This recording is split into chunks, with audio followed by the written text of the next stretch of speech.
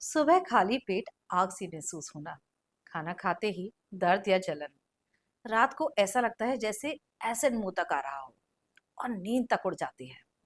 Tablet से थोड़ा बहुत सुकून मिलता है, पर फिर वही स्टोरी। लगता है पेट के अंदर कोई घाव बन गया है।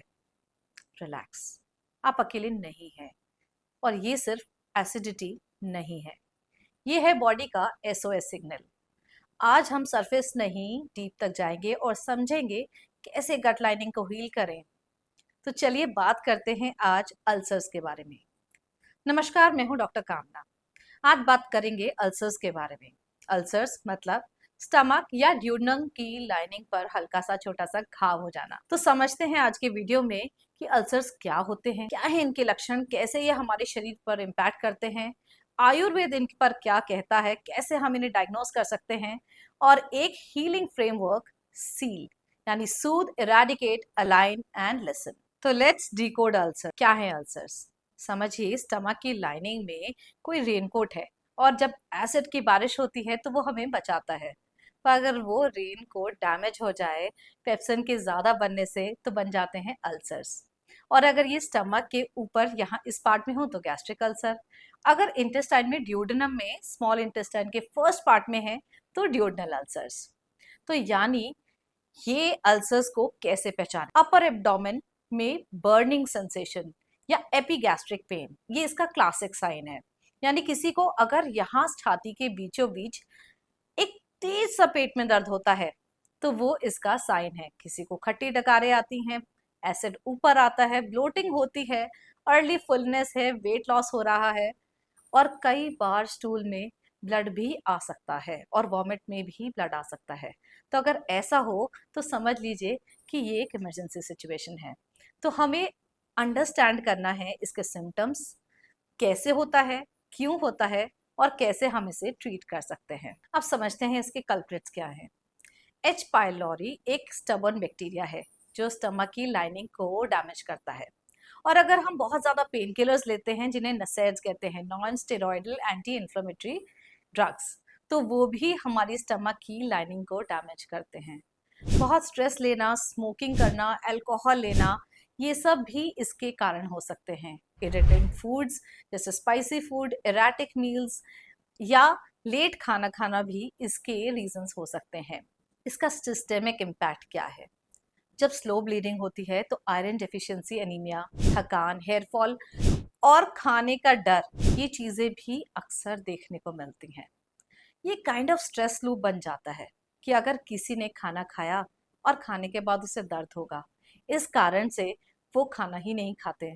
स्ट्रेस हो जाता है तो फिर अगेन वो पेन होगा, अगेन अल्सर्स होंगे। यानी स्ट्रेस, पेन, अल्सर, ये एक लूप सा बन जाता है।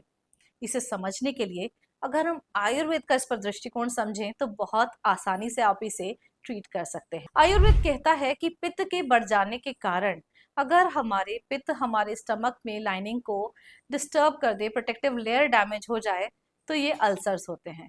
और ये हमारे लाइफस्टाइल के बिगड़ने के कारण होते हैं।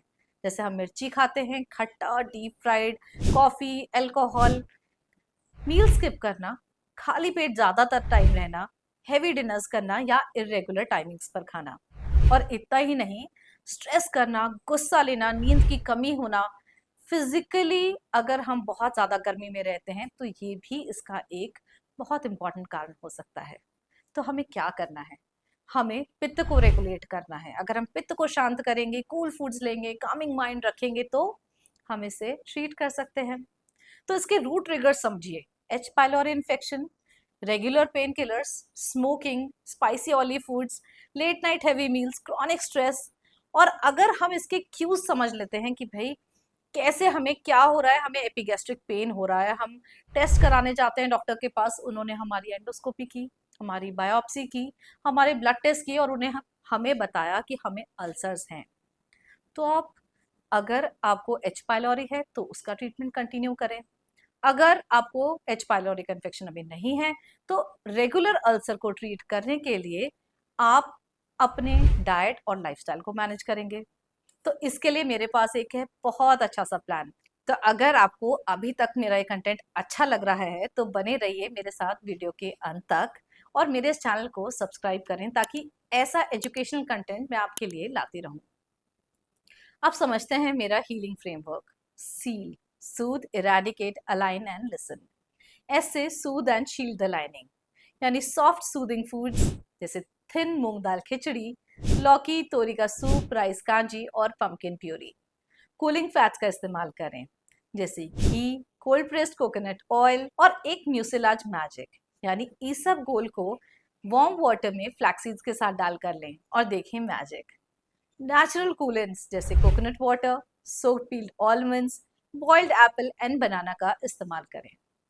कुछ हर्बल टीज भी आप ले सकते हैं जैसे मुलेठी की सिप सिप टी या सौंफ वाटर का infusion. Coffee, alcohol, soda, chilli ये सब बिल्कुल अवॉइड करें। फ्राइड फूड्स अवॉइड करें, जंक फूड्स अवॉइड करें। अब आपके एनिमीज हैं एच पाइलोरी। अगर आपके डॉक्टर ने आपको कोई भी दवाइयां बताई हैं इसके रिगार्डिंग, तो प्लीज उस ट्रीटमेंट को सीरियसली लें और कंटिन्यू करें। स्मोकिंग हैबिट्स और अल्कोहल को एब्सोल्युटली कट करें।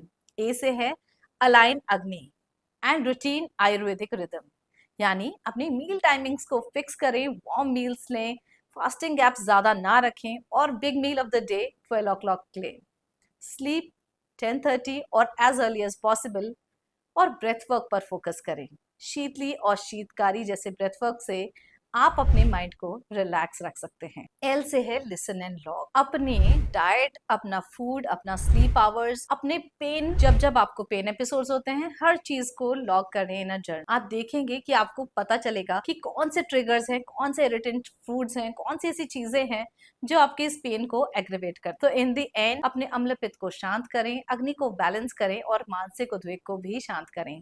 इन टिप्स को फॉलो करके अपने अल्सर्स को पैसिफाई करें और गट को स्ट्रॉन्ग करें। तो अगर आपको मेरा ये वीडियो पसंद आया है तो वीडियो को लाइक करें, शेयर करें, चैनल को सब्सक्राइब करें, बेल आइकन को प्रेस करें। मिलते हैं नेक्स्ट वीडियो में। धन्यवाद, नमस्कार।